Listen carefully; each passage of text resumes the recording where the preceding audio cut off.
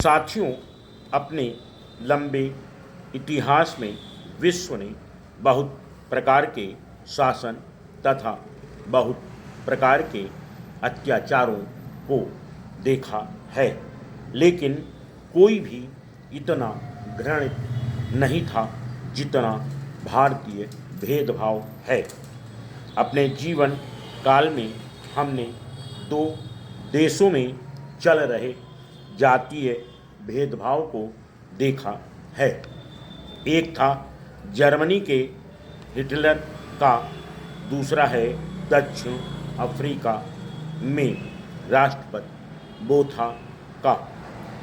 Germany के जातीय भेदभाव से छुटकारा पाने के लिए विश्व को दूसरे विश्व युद्ध से गुजरना पड़ा था।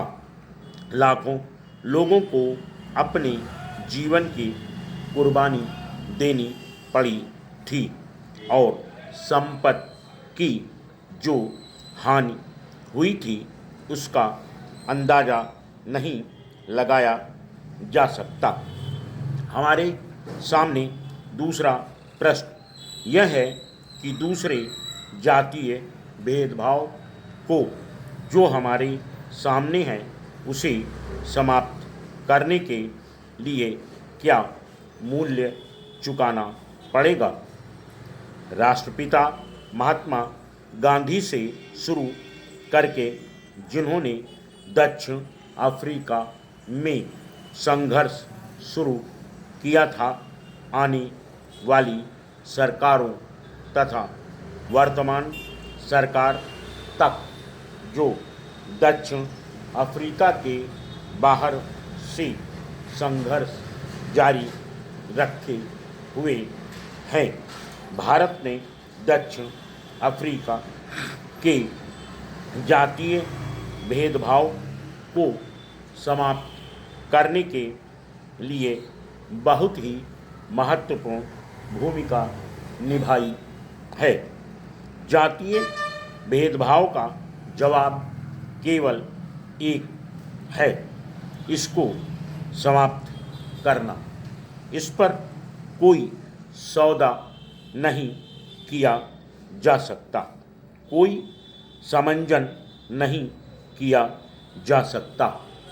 जातीय भेदभाव को समाप्त करने के लिए प्रश्न यह है कि क्या विश्व कोई शांतिपूर्ण तरीका निकाल सकेगा अथवा मानवता के खिलाफ हो रहे इस अत्याचार से छुटकारा पाने के लिए और अधिक हिंसापूर्ण तरीकों को अपनाना पड़ेगा। भारत व अन्य देशों की कोशिश यह जानने की रही है कि दक्षिण अफ्रीका में जात भेद वाली अल्पसंख्यक सरकार को एक शांतिपूर्ण तरीके द्वारा बहुसंख्यक प्रजातंत्र सरकार में बदला जाए, क्योंकि केवल इसी तरीके से हम रंगभेद को खत्म कर सकते हैं।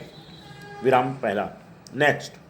मुझे खुशी है कि दुनिया के लोग इस प्रकार के जातीय भेदभाव को समाप्त करने की प्रक्रिया में सक्रिय रूप में लगे हुए हैं। संयुक्त राष्ट्र संघ ने सक्रिय भूमिका निभाई है और इस समस्या के शांतिपूर्ण समाधान के लिए प्रयत्न किया है।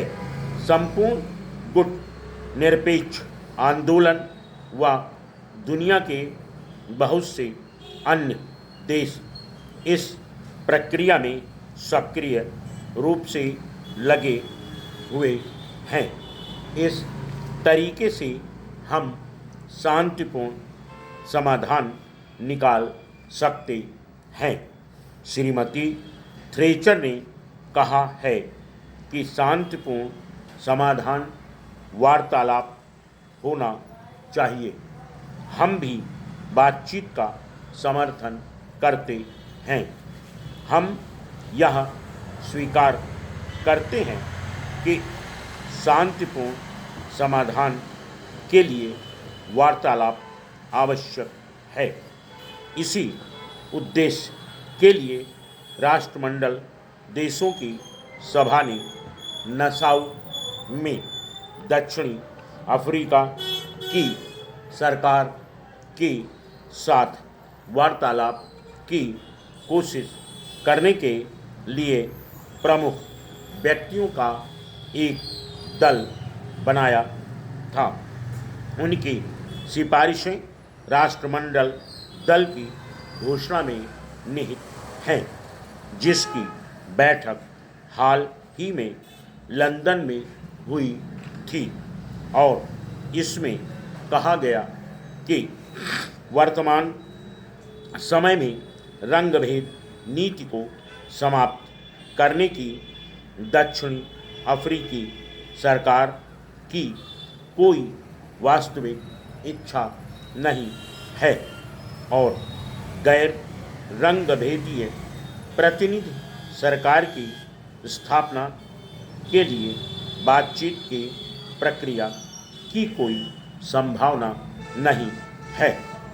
इस वार्तालाप की श्रीमती थ्रेचर सिफारिश करती हैं, जिसकी प्रगति की संभावना की हम जांच पड़ताल कर रहे हैं, जिसमें प्रमुख व्यक्तियों के दल का परिश्रम भी शामिल है।